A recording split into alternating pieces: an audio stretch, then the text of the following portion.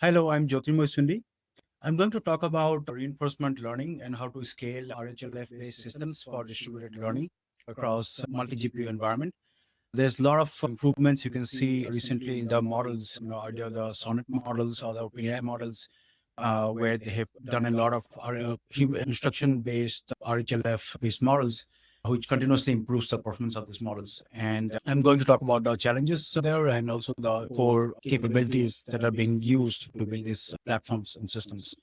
So the agenda to talk is a little bit summary about our reinforcement learning from theoretical frameworks to production systems, the foundations, distributed RL, what are the challenges involved there, then the RHLR principles and the practices that are normally applied in a production systems for training or for inference.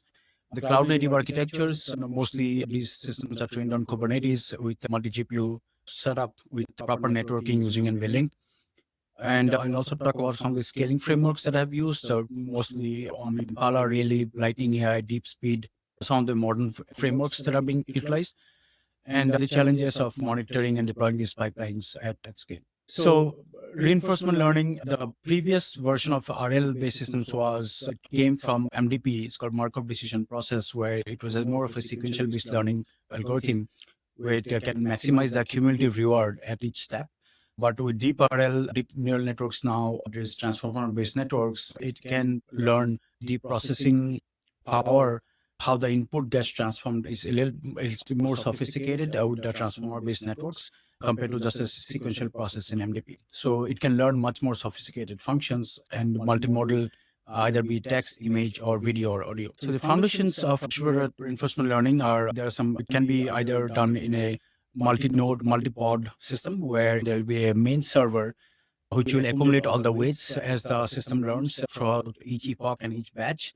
The core challenges there are networking. How does the workers where the learning is happening, how do they communicate along with the servers, and how does the server accumulate all the weights to make sure the weight of the entire network is updated after each learning event.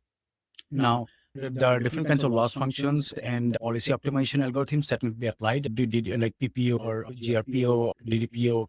These are the different kinds of policies that are mainly applied. There's also the actor critic models where you learn from examples, and these examples are either hand labeled or it can be sometimes generated by the machines itself, so that user becomes a continuous learning feedback loop.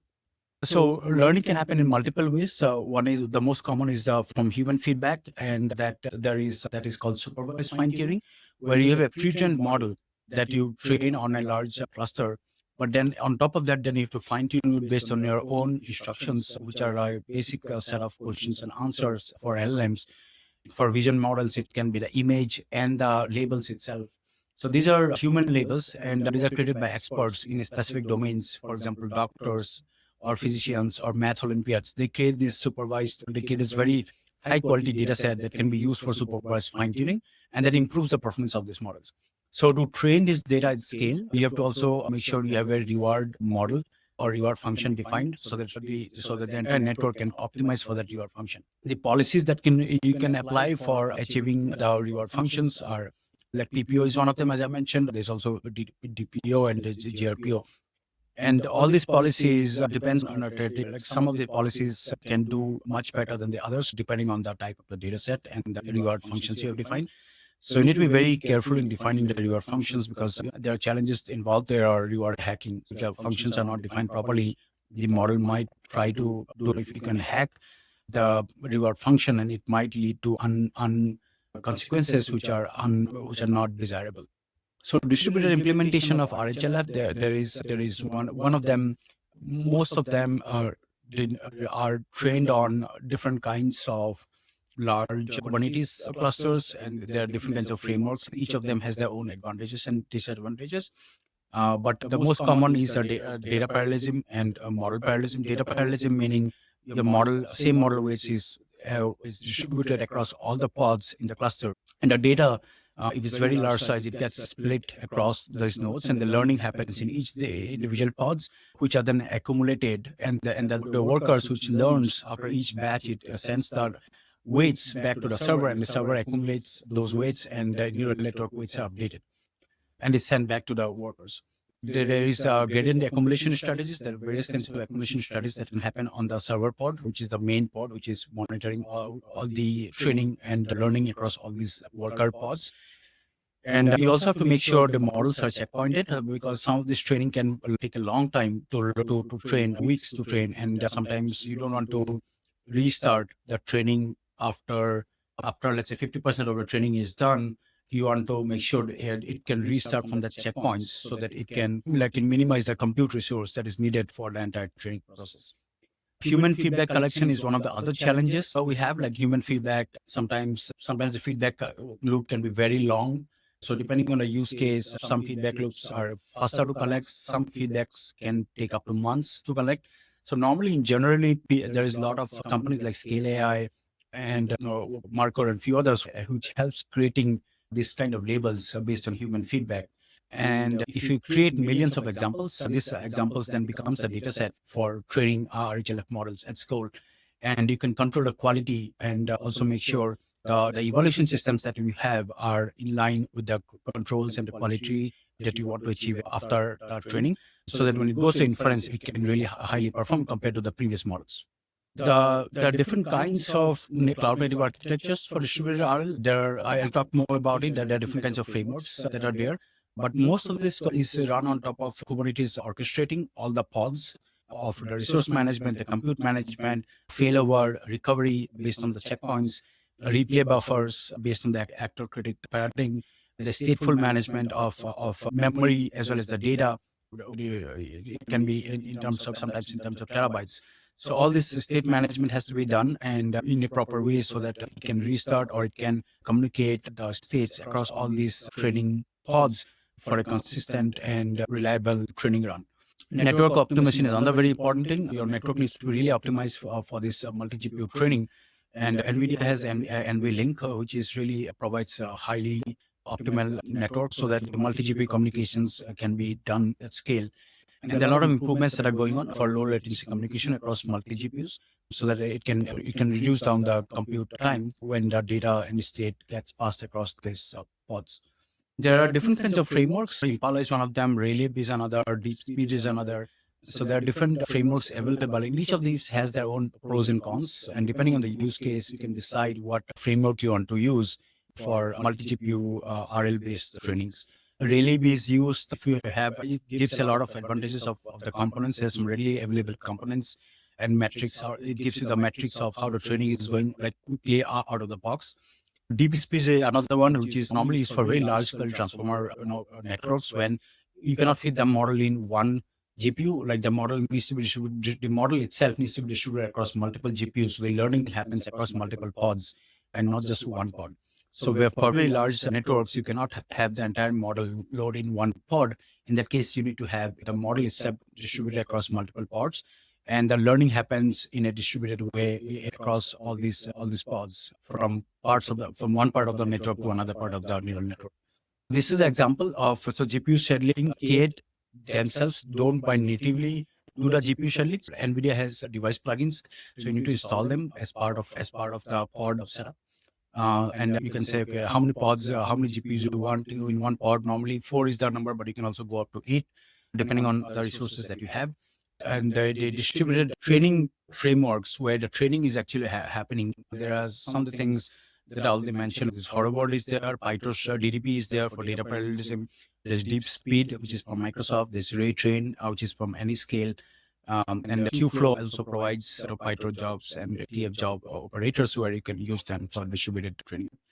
The most important thing is also when you're doing multi-GPU training is the communication. For fast communication, you need to use NVIDIA, the NCCL package to make sure the network is fully optimized for large scale training. So production deployment strategies, like we need to monitor all these various GPU uses because some of the GPUs, if the data is not properly distributed, some of the GPUs can really underperform. And so you need to have like very close monitoring tools. Like you can integrate with any of the platforms like Datadog and things like that to understand the GPU uses.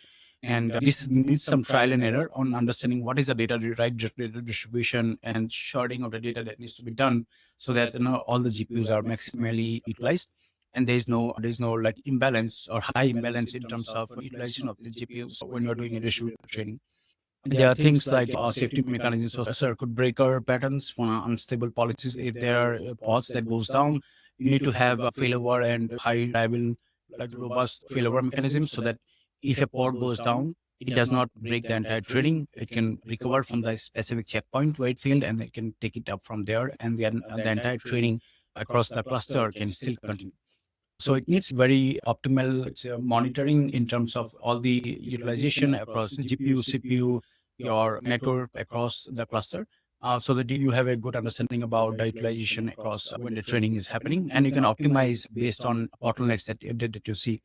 The bottlenecks can be of various types. It can be either network, it can be either data, or sometimes it can be like the model itself is learning slowly. So you have to make sure the learning parameters are set up in an optimal way, and you have to test and tune that multiple times to get to optimal learning for the entire model. So the loss can be the loss, and the loss function that you are applying, or the policies that you are applying, are really like improving the learning performance of the entire model. So there are a lot of things like learning rate parameters and all those things that also needs to be tuned depending on the type of data and the type of cluster that you have. So case studies for distributed RLs, there is most common use cases are large language models, which are commonly being trained using labeled data. There's SFT, which is I talked about supervised fine tuning, but also there are now new techniques coming up which are like reinforcement based fine tuning, and that actually can really speed up the training, because it's very difficult to get labeled data from experts like doctors, physicians, or Olympiads, mathematical Olympiads, or chemistry Olympiads. To get labeled data takes a long time. If the system can, if you can define reward functions, and if you can define proper reward functions, the network can itself come up with new kinds of labeled data that can be fed back to the model. So in that case, you don't need a very large set of labeled data. You can have an initial seed, and that model can learn from that initial seed, and they can generate new kinds of data sets itself as part of the training, and that can improve the speed of your training, and you don't have to wait for a long cycle of getting human feedback data. So large language models is the most common use case. Is also use cases for autonomous vehicles and robotic applications where this data is being collected. For robotics applications, there are a lot of challenges in collecting data of images, but as you collect multiple various kinds of data sets, the model becomes more robust to new use cases. The challenges I'll talk about is human feedback scalability. Human feedback is the golden data set. So if you can get that data quickly and in a reliable way, in a very high, that's the most high accurate data. But that's the challenge. I think in the next 2-3 years will be needed to make sure the human data is collected across very special tasks that the model can learn and specialize on, so that the quality of the model can increase over time. Communication overhead is how do you make sure the policy parameters or the weight parameters are shared across the network in a reliable way, in a fast way. So coordination needs a very high network bandwidth to make sure the coordination of these, as the model is training, the coordination of all these stateful data needs to happen in a very quick way, as that can become the bottleneck for your entire cluster and can increase the cost of your compute time. Then there are other challenges like temporal dynamics. How do you make sure your temporal dynamics in terms of the changing preferences are caught in the network? So that depends on the policy that you're trying to build, and also the loss functions. It depends on the network architecture as well. Then there are consistency guarantees and bias in representation, which talks about like how do you make sure that the model is trained. When it is trained, it gives consistent results and does not give very highly, like the certainty of the results should be within some bands, so that each time you train, it should improve. Because if you have inconsistency, then you cannot trust the model every time you train. So you have to make sure there's consistency guarantees in kind of data availability, the time, compute time that is needed to run, and consistency in terms of the model performance itself. When you're training it multiple times, it should give the same results, close to. It might not be exactly same because it's an undeterministic system, but it should be close enough. The emerging trends, there is also a new way of doing RHLF, which is federated-based RHLF, federated-based systems, where that means the learning can happen on the edge itself instead of on a cluster in a Kubernetes pod.